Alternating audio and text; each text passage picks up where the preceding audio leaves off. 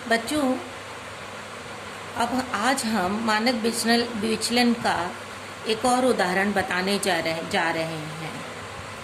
इसमें ये आंकड़े दिए हुए हैं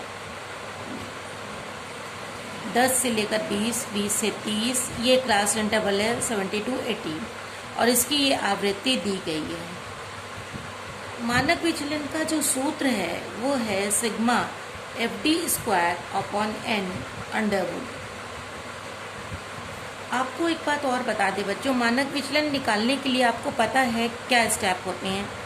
सबसे पहले वर्ग अंतराल, जो भी आंकड़ा होता है उसका पद विचलन निकालते हैं। पद विचलन निकालने के लिए हमें मीन पद विचलन और उसके बाद हमें मीन निकालना होता है।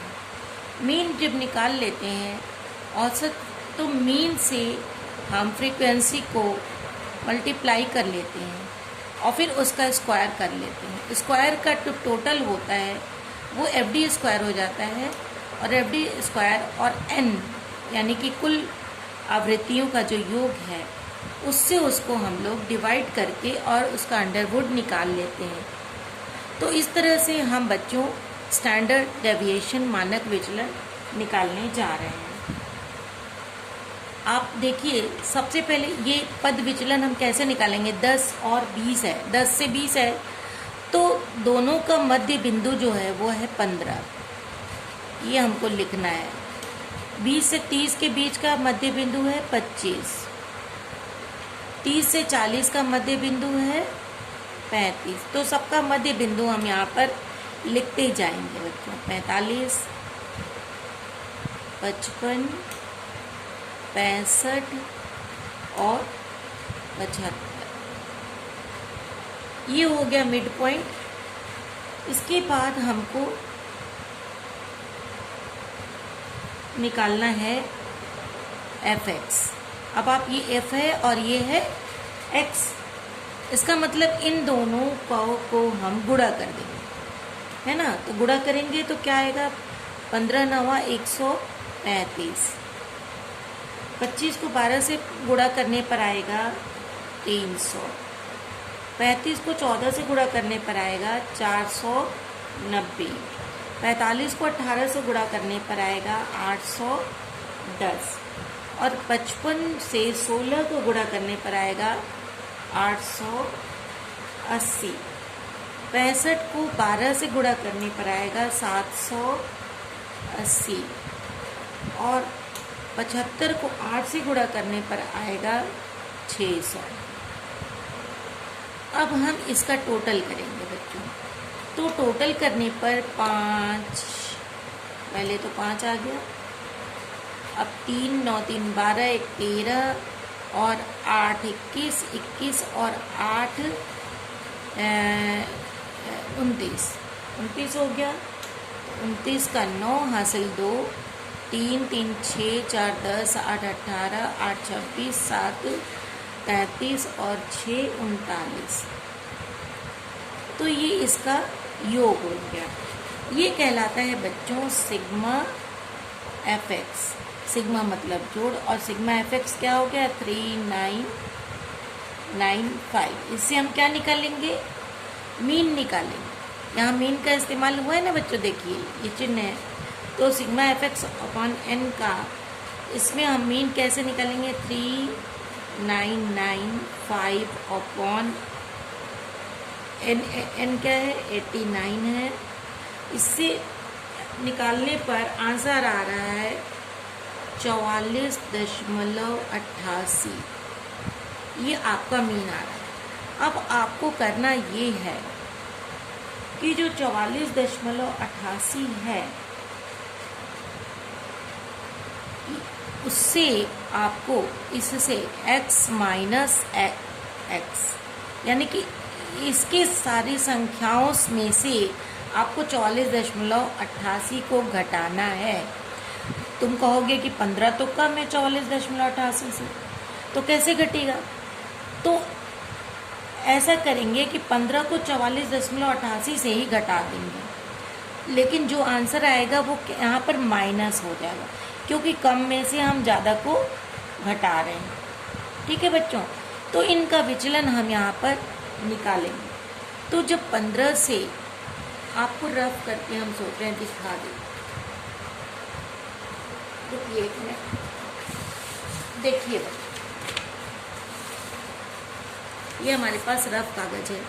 अब यह है 44.88 है ना। अब 15 को इसमें से हम घटा रहे हैं, तो 88 आ गया, 14 आ गया, 14 में से 5 गया 9, और यहाँ पर 3 में से 1 गया 2, तो कितना आ गया 29.88 आ गया। लेकिन ये क्या हुआ, हमको इसमें से इसको घटाया, मैंने इसमें से इसको नहीं घटाया, मैंने इसमें से इसको घटाया, तो ये आंसर माइनस में आएगा। इसी तरह से दूसरा है 25, इसमें से हमको 44.88 को घटाना है, तो हम ये क्या करेंगे, 44.88 से हम 25 को घटाएंगे, ठीक है ना। दशमलव के पहले ही लिखना होता है, इसके बाद हमको 0 बनाना है अगर कोई दूसरी संख्या नहीं है तो। ये 88 आ गया, और 14 में से 5 गया 9, दशमलव बीच में लग गया, और 3 में से 2 गया 1, 19.88 आ रहा।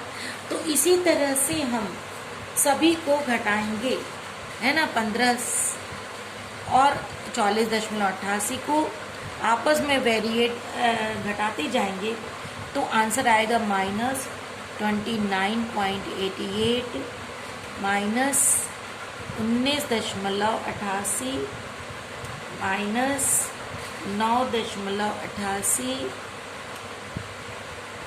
अब है यहाँ पर क्या है 45, जबकि 44 से 45 अधिक है, तो 45 में से 44.8 घटाएंगे तो आंसर आएगा 0.12।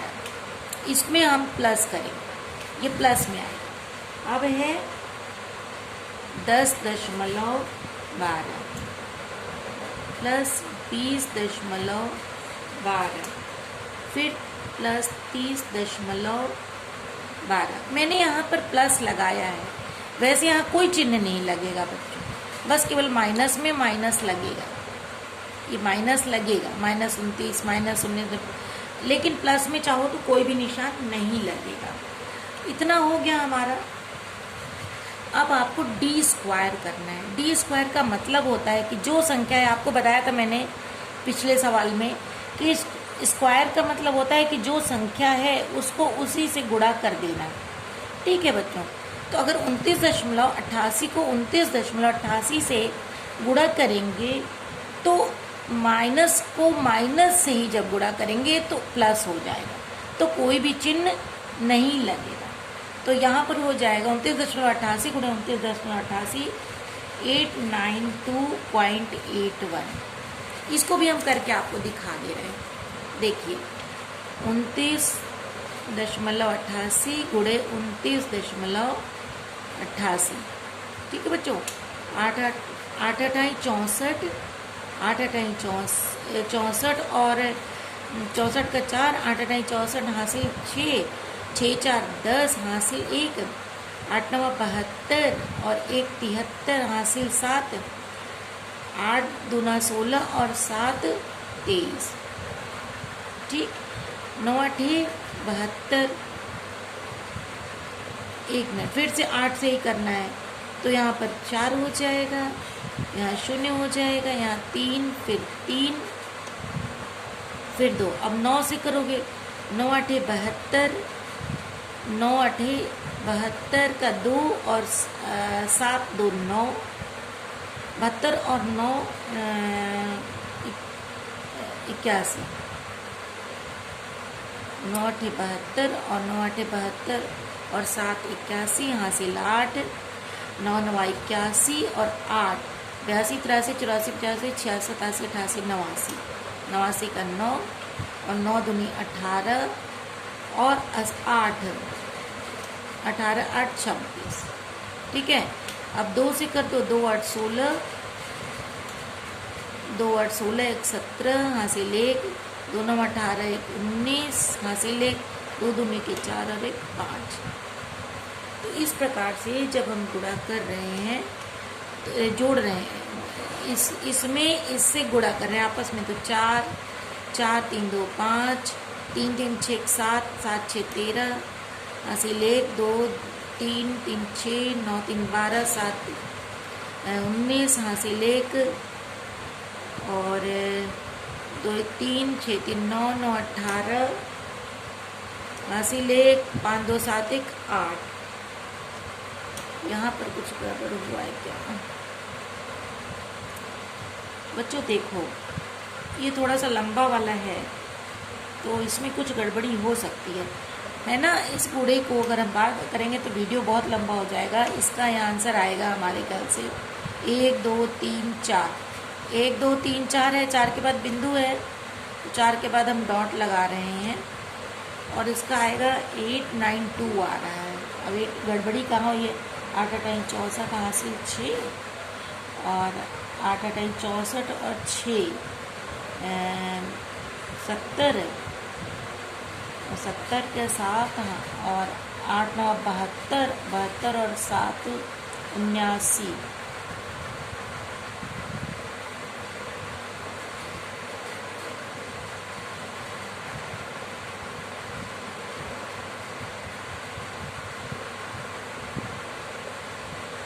आठ नौ 72 और 7 80 8 9 72 और 8 यहाँ पर कुछ गड़बड़ हो गया। सबसे अच्छा तो फिर से करें 8 8 64। हाँ बच्चों तो देखिए इस तरह से कैलकुलेशन हुआ है तो इसका आंसर आया है, गुणा हमने कर लिया फिर से एक बार 892.35। ठीक है ना, 892 ठीक है। तो इसी तरह से आप इन सबको गुणा कर करके उस आप चाहे तो कैलकुलेटर से भी कर लीजिए, ऐसी कोई बात नहीं है। तो इस तरह से हमने सबको गुणा किया है और हम लिखते जा रहे हैं। अगर 19.88 को 19.88 से गुणा करेंगे तो आंसर 395.21। इसके बाद इसमें 97.61 है। इसका एक्चुअली 0.12 का गुणा करने पर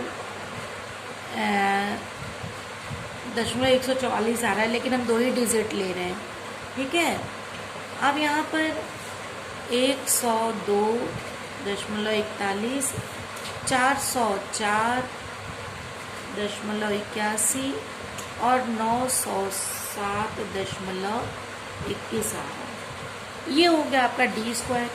अब डी स्क्वायर में आगे एफ डी स्क्वायर आपको निकालना है। एफ डी स्क्वायर निकालने के लिए आपको डी स्क्वायर को एफ से गुणा करना है बच्चों। ये जो डी स्क्वायर आया है इसको एफ से गुणा कराना है। आपकी जो फ्रीक्वेंसी है उससे आपको इसको मल्टीप्लाई करना है, गुणा करना है।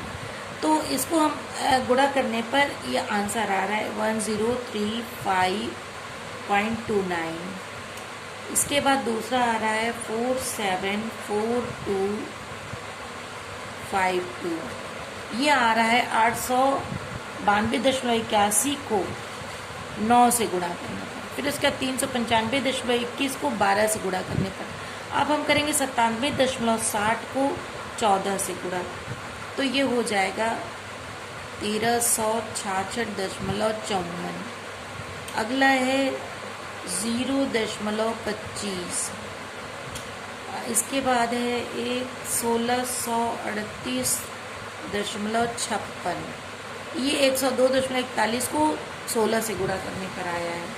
और अब 12 को गुणा करेंगे 404.81 तो आंसर आएगा 4857.72। अब 8 से गुणा करेंगे हम 907.21 को तो 7257.68 आ रहा है। अब इन सबको बच्चों जब जोड़ देंगे, इन सबको हमको जोड़ना है, तो जोड़ने पर आ रहा है 27898.56। तो ये हो गया आपका सिग्मा एफ डी स्क्वायर। यही तो निकालना है यहाँ पर फॉर्मूले के अकॉर्डिंग। तो सिग्मा एफ डी स्क्वायर 2798.56 है। समझ में आ रहा है बच्चों? ये इसको अब लेकर के तब हम निकालेंगे आपका स्क्वायर रूट। अब देखिए इसको हम दूसरे पन्ने पर लेकर जाते हैं।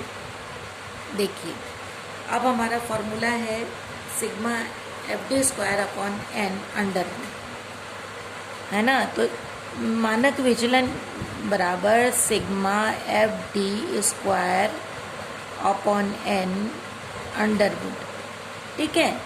इसको निकालने के लिए हमको जो टोटल आया है वो लिखना है। देखिए 2, 7, 8, 9, 8.56 अपॉन कितना है, एन कितना है बच्चों, एन 89 है ना, 89 और इसके बाद अंडर, ये आपका अंडर, ये है आपका पूरा कैलकुलेशन। जब हम इसको इसमें हम इससे भाग दे रहे हैं तो हमारा आंसर आ रहा है अंडर रूट 313.47 और जब इसका अंडर रूट निकाला गया है तो उत्तर आएगा, इसका मानक विचलन आएगा 17.69, या इसको हम लोग फुल फिगर में लेना चाहते हैं तो 17.69 को पूरा कर देंगे 7, तो ये आपका आंसर आ जाएगा। इसका मानक विचलन ये होगा। तो बच्चों इस तरह से इस पूरे को आप कॉपी में उतार लीजिए। आप लोगों को पूरा मैंने प्रोसेस के साथ एक एक चीज़ समझा दिया है और इसको आप कॉपी में लिख लीजिए, ठीक है बच्चों। पूरा साफ दिख रहा है, हमने देखा वीडियो में, और कोई दिक्कत होगी तो हमसे आप लोग पूछ लीजिएगा। ये 3 सवाल लगभग, एक स्क्वायर निकालना बताया था, फिर 2 मानक विचलन का सवाल है।